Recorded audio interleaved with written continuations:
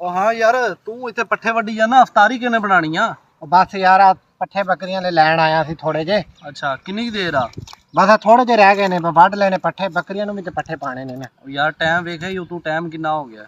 बस यार हुण थोड़े जे रह गए ने हुण वढ लईए। ਅੱਛਾ ਯਾਰ ਦੇਖ ਨਾ, ਲੋਕਾਂ 'ਚ ਅਹਿਸਾਸ ਹੀ ਖਤਮ ਹੋ ਗਿਆ ਕਿ ਅਫਤਾਰੀ ਤੇ ਸਾਦੇ ਹੁੰਦੇ ਸੀ, ਹੁਣ ਅੱਜ 10ਵਾਂ ਰੋਜ਼ਾ ਕਿਸੇ ਨੇ ਸੱਦਿਆ ਕੋਈ ਨਹੀਂ। ਉਹ ਯਾਰ ਲੋਕਾਂ ਨੇ ਕੀ ਸੱਦਣਾ, ਆਪਣੇ ਰਿਸ਼ਤੇਦਾਰਾਂ ਨੂੰ ਨਹੀਂ ਹਯਾ ਹੁੰਦਾ। ਅਸਲ ਵਿੱਚ ਗੱਲ ਦੱਸਾਂ ਕੀ ਹੈ, ਇਹ ਫੋਨ ਹੋ ਗਏ ਨੇ ਪਤਲੇ, ਫੋਨ ਸ਼ਿਕਾਇਤ ਹੋ ਗਏ ਨੇ, ਇਹ ਕੋਈ ਨਹੀਂ ਰਿਹਾ ਉਹਨਾਂ ਨੂੰ।